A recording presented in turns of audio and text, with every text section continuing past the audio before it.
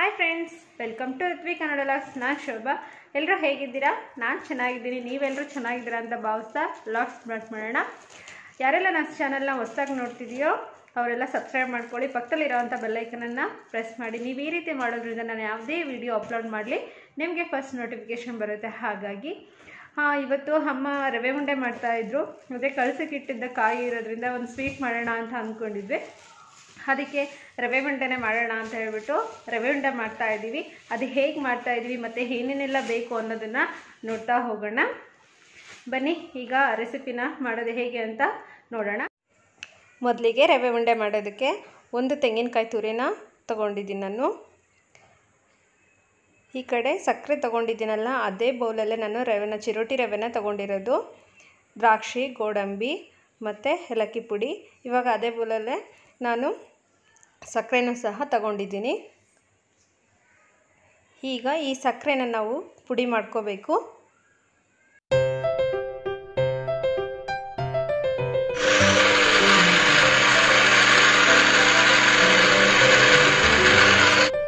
ಈ ರೀತಿಯಾಗಿ ನುಣ್ಣಗೆ ಬ್ಲೆಂಡ್ ಮಾಡ್ಕೋಬೇಕು. ಈಗ ನಾವು ದ್ರಾಕ್ಷಿ ಗೋಡಂಬಿನ ಹುರಿಯೋಣ. ಈಗ ನಾನು ತುಪ್ಪ ಹಾಕ್ಕೊಂಡಿದ್ದೀನಿ ಬಾಣಲೆಯಲ್ಲಿ. ಮೊದಲಿಗೆ ಗೋಡಂಬಿನ ಹಾಕ್ತಾ ಇದ್ದೀನಿ. ನಾನಿಲ್ಲೊಂದು ಚಿಕ್ಕ ಬೌಲು ಗೋಡಂಬಿ ತಗೊಂಡಿದ್ದೀನಿ. ಈಗ ದ್ರಾಕ್ಷಿ ಹಾಕೋಣ. ತುಂಬ ಕೆಂಪಗಾಗೋ ರೀತಿ ಹುರಿಬಾರ್ದು, ಲೈಟಾಗಿ ಕೆಂಪಗಾಗೋ ರೀತಿ ಹುರ್ಕೊಂಡ್ರೆ ಸಾಕು, ಇಲ್ಲಾಂದರೆ ಸೀದೋಗ್ಬಿಡುತ್ತೆ. ಹಾಗಾಗಿ ಇವಾಗ ಇದಾಗಿದೆ. ಇವಾಗ ಇದನ್ನು ತಗೊಳ್ಳೋಣ, ಬೇರೆ ಒಂದು ಬೌಲಿಗೆ ಹಾಕ್ಕೊಳ್ಳೋಣ.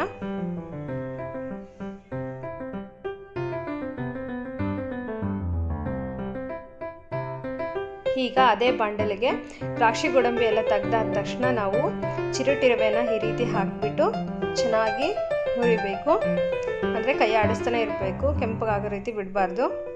ತುಪ್ಪ ಇನ್ನೂ ಸ್ವಲ್ಪ ಬೇಕಂದರೆ ಹಾಕ್ಕೊಳ್ಬೋದು. ತುಪ್ಪ ಆದಷ್ಟು ಸ್ವಲ್ಪ ತುಪ್ಪದಲ್ಲೇ ಮಾಡಿದರೆ ಚೆನ್ನಾಗಿರುತ್ತೆ ರವೆ ಉಂಡೆ. ಹಾಗಾಗಿ ಈ ರೀತಿ ನಾವು ಮಾಡ್ತಾ ಹೋಗಬೇಕು.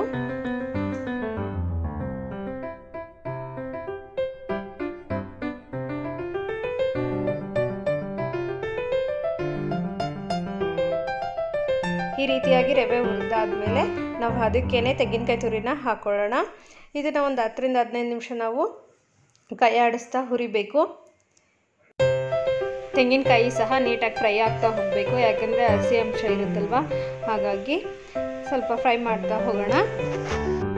ಚೆನ್ನಾಗಿ ಫ್ರೈ ಆದಮೇಲೆ ನಾವು ಈ ರೀತಿಯಾಗಿ ಸ್ಟವ್ ಆಫ್ ಮಾಡಿಬಿಟ್ಟು ನೀಟಾಗಿ ಈ ಥರ ಪ್ರೆಸ್ ಮಾಡಬೇಕು. ಸ್ಪೂನಲ್ಲೇ ಈ ರೀತಿಯಾಗಿ ಸಮವಾಗಿ ಮಾಡಿದರೆ ಸ್ವಲ್ಪ ಆ ಬೆಚ್ಚಗಿನ ಶಾಖಕ್ಕೆ ಅದು ಹರಡ್ಕೊಳ್ಳೋದು ಇರುತ್ತೆ. ಹಾಗಾಗಿ ಸ್ಮೂತ್ ಆಗ್ತಾ ಹೋಗುತ್ತೆ. ಒಂದು ಸ್ವಲ್ಪ ಹೊತ್ತು ಈ ರೀತಿ ಮಾಡಿಬಿಟ್ಟು ಒಂದು ಪ್ಲೇಟನ್ನು ಕ್ಲೋಸ್ ಮಾಡಬೇಕು.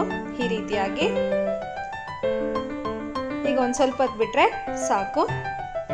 ಈಗ ಇದಕ್ಕೆ ಸ್ವಲ್ಪ ಕಾಸಿರೋ ಅಂಥ ತುಪ್ಪನ, ಆಮೇಲೆ ಸಕ್ಕರೆ ನಾವು ಬ್ಲೆಂಡ್ ಮಾಡ್ಕೊಂಡಿದ್ವಲ್ಲ ಅದನ್ನು, ಗೋಡಂಬಿ ದ್ರಾಕ್ಷಿನೂ ಹಾಕ್ಬಿಟ್ಟು ಚೆನ್ನಾಗಿ ಮಿಕ್ಸ್ ಮಾಡಬೇಕು. ಬೇಕು ಅಂದರೆ ಹಾಲನ್ನು ಸಹ ಹಾಕ್ಕೋಬೋದು. ಈ ರೀತಿಯಾಗಿ ತುಪ್ಪನ ಕರಗಿಸ್ಕೊಂಡು ನೀಟಾಗಿ ಹಾಕ್ಕೊಳ್ಬೇಕು. ಆಗ್ಲೇ ಉಂಡೆ ಚೆನ್ನಾಗಿ ಬರುತ್ತೆ. ಹಾಗಾಗಿ ಉಂಡೆ ಕಟ್ಟಬೇಕಾದ್ರೆ ಸರಿಯಾಗಿ ಉಂಡೆ ಆಗಲಿಲ್ಲ ಅಂದರೆ ನಾವು ಇಲ್ಲಿ ಹಾಲನ್ನ ಹಾಕ್ಕೋಬೇಕಾಗುತ್ತೆ. ನೀವು ಯಾವ ರೀತಿ ಮಾಡ್ತೀರಾ ಅನ್ನೋದನ್ನು ಕಮೆಂಟ್ ಬಾಕ್ಸಲ್ಲಿ ತಿಳಿಸಿ. ಹಾಗೆ ನಾವು ಈ ರೀತಿ ಮಾಡಿದ್ದೀವಿ, ಇದನ್ನು ಒಮ್ಮೆ ಟ್ರೈ ಮಾಡಿ ನೋಡಿ. ಹೇಗೆ ಬಂತು ಅನ್ನೋದನ್ನು ಕಮೆಂಟ್ ಬಾಕ್ಸಲ್ಲಿ ತಿಳಿಸೋದನ್ನು ಮರಿಬೇಡಿ. ತುಂಬ ಟೇಸ್ಟಿಯಾಗಿರುತ್ತೆ ಫ್ರೆಂಡ್ಸ್ ಈ ರವೆ ಉಂಡೆ ಅನ್ನೋದು. ಮಕ್ಕಳಿಗೂ ಸಹ ತುಂಬ ಇಷ್ಟವಾಗುವಂಥ ರೆಸಿಪಿ ಇದು. ಲೈಕ್ ಮಾಡೋದನ್ನು ಮರಿಬೇಡಿ. ಹಾಗೆ ಈ ಲೈಕ್ ಮಾಡೋದ್ರಿಂದ ಹೆಚ್ಚೆಚ್ಚು ಜನ ಈ ವಿಡಿಯೋನ ನೋಡ್ಬೋದಾಗುತ್ತೆ. ಹಾಗಾಗಿ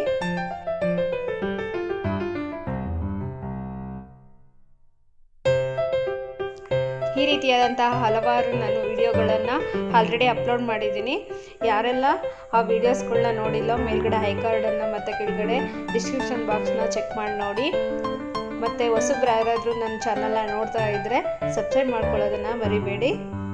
ನೀವು ಸಬ್ಸ್ಕ್ರೈಬ್ ಮಾಡ್ಕೊಳ್ಳೋದ್ರಿಂದ ನಿಮಗೆ ಆದಷ್ಟು ಬೇಗನೆ ನೋಟಿಫಿಕೇಷನ್ ಬರುತ್ತೆ. ಹಾಗಾಗಿ ಈಗ ನಾನಿಲ್ಲಿ ಸ್ವಲ್ಪ ಹಾಲನ್ನು ಕಾಯಿಸ್ಕೊಳ್ತಾ ಇದ್ದೀನಿ. ಈ ರೀತಿ ಏನಾದರೂ ರವೆ ಉಂಡೆ ಸರಿಯಾಗಿ ಬರಲಿಲ್ಲ ಅಂದರೆ ಸ್ವಲ್ಪ ಹಾಲನ್ನು ಹಾಕ್ತಾ ಕಟ್ಟೋದ್ರಿಂದ ಚೆನ್ನಾಗಿ ಬರುತ್ತೆ.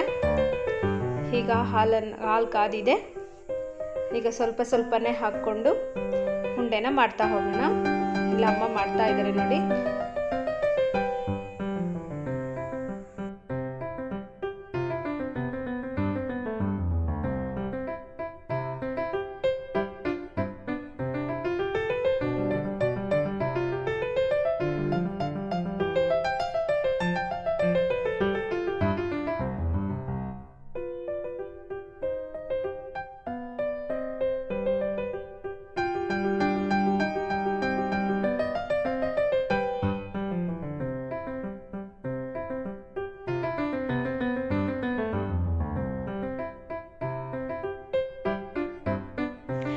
ಇಲ್ಲಾಗಲೇ ನಮ್ಮ ಋತ್ವಿ ಒಂದು ಪ್ಲೇಟ್ಗೆ ಹಾಕ್ಸ್ಕೊಂಡು ತಿಂತಾ ಇದ್ದಾಳೆ. ಚೆನ್ನಾಗಿದೆ ಅಂತೆ, ತುಂಬ ಇಷ್ಟಪಟ್ಟು ತಿಂತಾ ಇದ್ದಾಳೆ. ಒಂದು ರವೆ ಉಂಡೆ ರೈಮ್ಸ್ ಇದೆ, ಚಿಕ್ಕ ಮಕ್ಕಳಿಗೆ ಇದನ್ನು ಹೇಳ್ಕೊಡ್ಬೋದು, ತುಂಬ ಚೆನ್ನಾಗಿದೆ. ಅದನ್ನು ಆದಷ್ಟು ಬೇಗ ನಿಮಗೆ ಶಾರ್ಟ್ ವಿಡಿಯೋದಲ್ಲಿ ಹಾಕ್ತೀನಿ, ಚೆಕ್ ಮಾಡೋದನ್ನು ಮರಿಬೇಡಿ.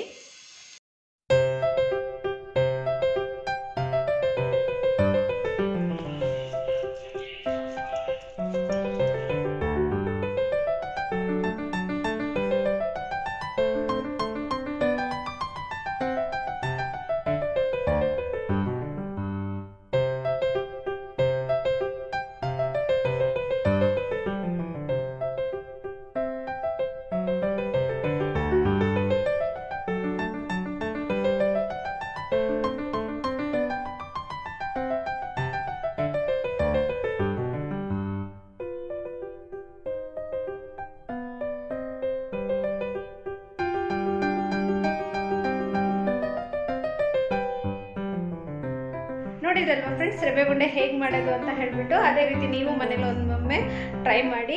ಈ ವಿಡಿಯೋ ನಿಮಗೆ ಇಷ್ಟ ಆಗಿದ್ದಲ್ಲಿ ಲೈಕ್ ಮಾಡಿ, ಶೇರ್ ಮಾಡಿ ಮತ್ತು ಕಮೆಂಟ್ ಮಾಡಿ. Thank you for watching and bye bye.